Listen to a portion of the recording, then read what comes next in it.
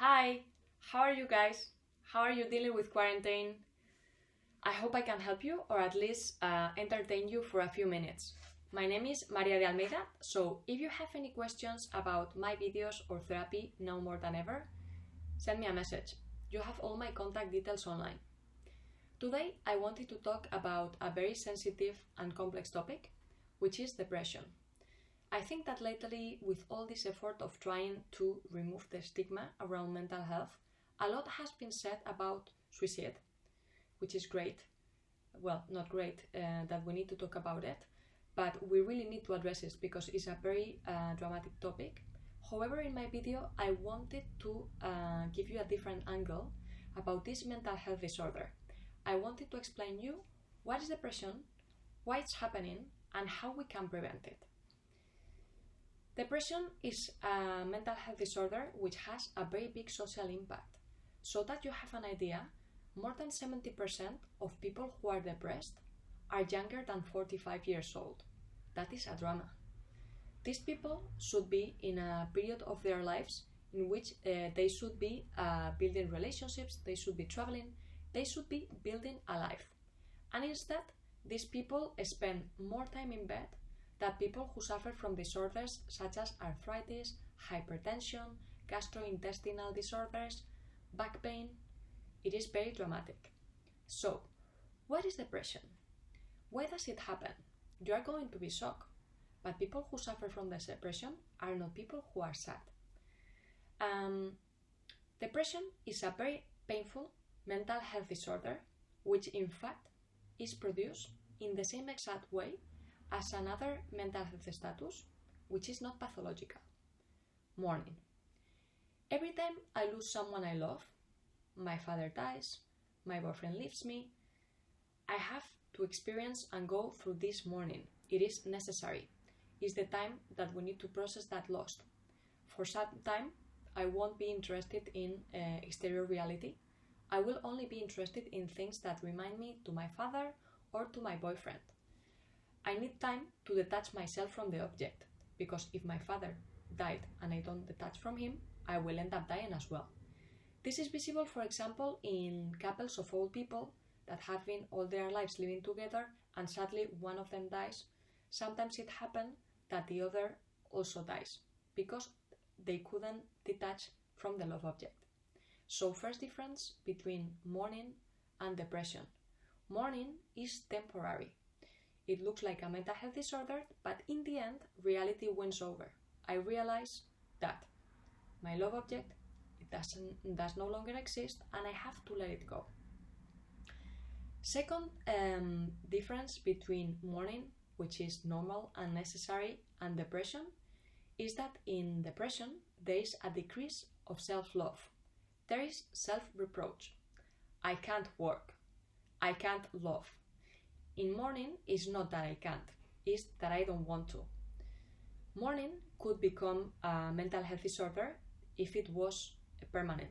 So if at some point we feel that there is a loss that we cannot deal with and that our mourning is taking too long, it would be good to go to a psychoanalyst to prevent ending up with a depression. Why does depression then happens? First of all, there has to be a loss of a love object. However, love object can be a person who dies, my father died, could be a person who abandoned me, my boyfriend leaves me, or could be also an idea. I was waiting for spring to come and be outside in the sunshine, and now with all this coronavirus situation I have to be locked at home. I have lost an idea that I love. Most of the times, the loss is unconscious. People who are depressed don't know what they have lost when they lost that person or that idea. And thirdly, it has to be a love object that we have chosen with a narcissist approach, meaning that we love ourselves in that object. I know this is complex. I'm going a step back.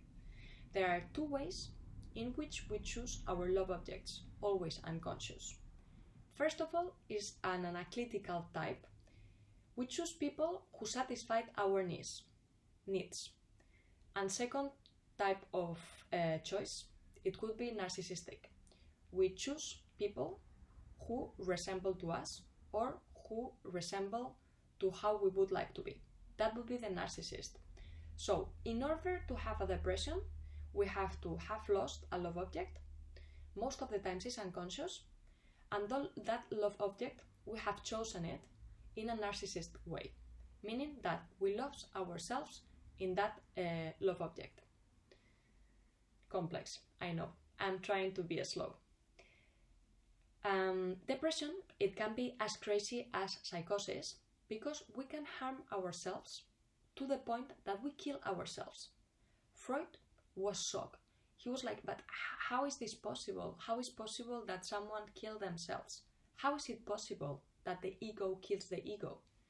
But then he realized what was happening. And I know now you are going to be shocked. People who are depressed are not people who are sad. They are silent killers. I know. Wait for this. It's shocking. What happens is that the person couldn't replace the person who abandoned them or died, and because they couldn't replace it, they identify with them, and that person becomes part of themselves. That is very unhealthy because the person they love is now taking part of the place of the ego. So when someone kills themselves, they don't want to kill themselves. They want to kill the person who abandoned them or died, that now is part of their own ego. Very complex. How did Freud realize of this mechanism? Because you know that the depressed people, they are always saying, oh, I am pathetic, oh, I am terrible, I am useless.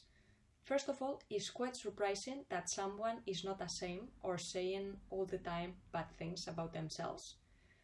But mostly, more importantly, he realized that the hardest piece of self-reproach, in fact, were addressed to the person who abandoned them or died.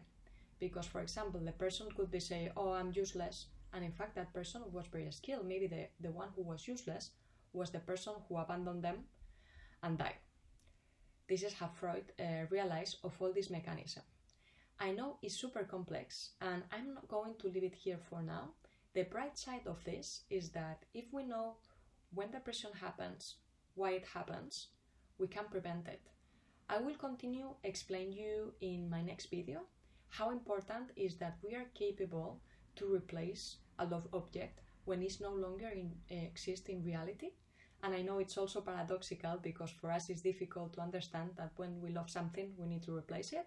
But bear with me, it's also a very beautiful explanation. I will explain you more about this in my next video. Thank you very much. Bye!